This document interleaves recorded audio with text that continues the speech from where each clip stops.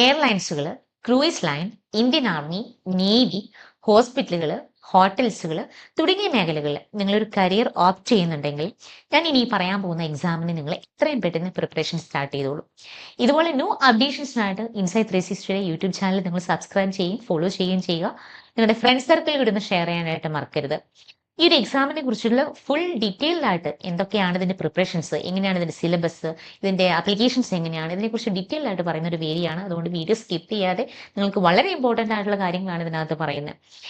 NCHMCT exam, ഈ ഒരു exam hotel management കരിയറിലേക്കുള്ളൊരു വൺ ഓഫ് ദ ബെസ്റ്റ് ഒരു ഓപ്ഷനാണ്.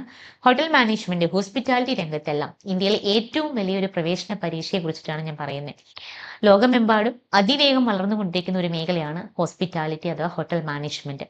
ഇന്ത്യയിലെ മികച്ച ഇൻസ്റ്റിറ്റ്യൂട്ട് ഓഫ് ഹോട്ടൽ മാനേജ്മെന്റുകളിലെ IHMs അല്ലെങ്കിൽ BSc hospitality and hotel administration കോഴ്സിന് പ്രവേശനം നേടുന്നതിനായിട്ട് നടത്തുന്ന ദേശീയ തല ഒരു എക്സാമാണ് NCHMCT എന്ന് പറയുന്ന GE നാഷണൽ ടെസ്റ്റിംഗ് ഏജൻസിയാണ് ഇത് നടത്തുന്നത്.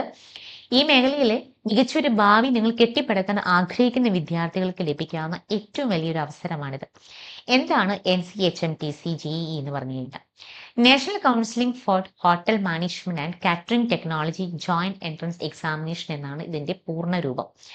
3 വർഷത്തെ BSc കോഴ്സുകളിലേക്കുള്ള പ്രവേശന പരീക്ഷയാണിത്. ഇന്ദിരാഗാന്ധി നാഷണൽ ഓപ്പൺ യൂണിവേഴ്സിറ്റിയുമായിട്ട് സഹകരിച്ചാണ് NCHMCT ഈ കോഴ്സുകൾ സംഘടിപ്പിക്കുന്നത്.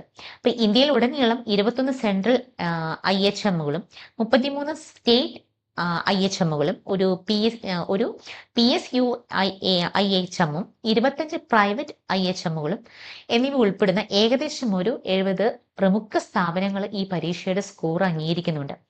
മറ്റു പരീക്ഷകളും ഈ NCMCT GE കൂടാതെ ഒരുപാട് പരീക്ഷകൾ വേറെ ഹോട്ടൽ മാനേജ്മെന്റ് പ്രവേശനത്തിനായിട്ട് നടക്കുന്നുണ്ട്. ജാമിയ മിലിയ ഇസ്ലാമിയ, അതുപോലെ CUT UG, അതുപോലെ IHM ഔറംഗാബാദ് എന്ന് പറഞ്ഞൊരു എക്സാം ഉണ്ട്. അതുപോലെ ഒബേറിയോ, താജ് ഗ്രൂപ്പിന്റെ, സിംഫോസിസ് തുടങ്ങിയ സ്ഥാപനങ്ങളെല്ലാം അവരുടേതായിട്ടുള്ള പർട്ടിക്കുലർ ഇൻഡിവിജ്വൽ എക്സാംസുകളും നടത്തുന്നുണ്ട്.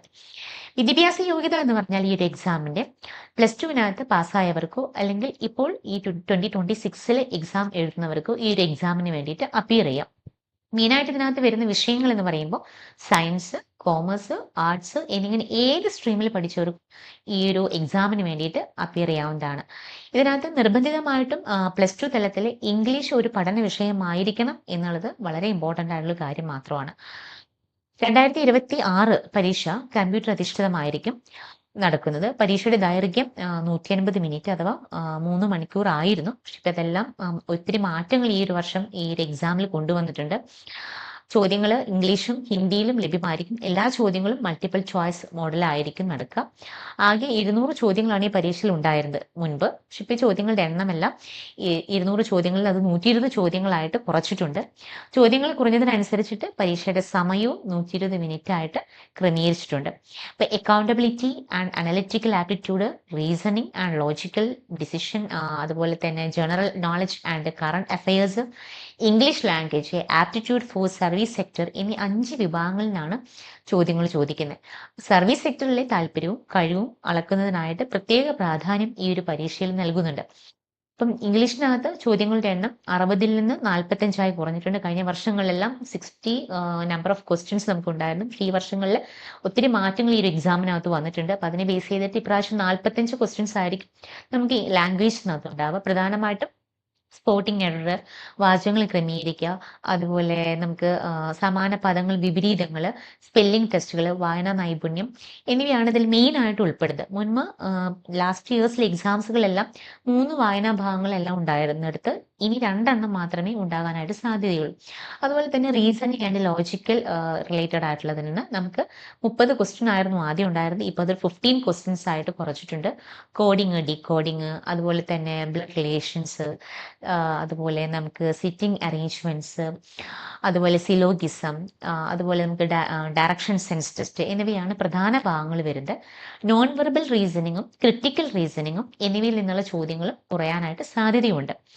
അപ്പം ഇതിനെ റിലേറ്റഡ് ആയിട്ട് നിങ്ങൾ നിങ്ങളുടെ എക്സാമിന് വേണ്ടിയിട്ട് ഇപ്പം തന്നെ പ്രിപ്പറേഷൻ സ്റ്റാർട്ട് ചെയ്യുക. അത് നമുക്ക് നെക്സ്റ്റ് വരുന്നതാണ് ന്യൂമറിക്കൽ എബിലിറ്റി. അതായത് നമുക്ക് ഒരു നമ്പർ സിസ്റ്റം, അല്ലെങ്കിൽ നമുക്കൊരു profit and loss, time and working, average, percentage, data interpretation എന്നിവയെല്ലാം ഇതിനകത്ത് പ്രധാനമായിട്ടും വരുന്ന ടോപ്പിക്കുകളാണ്.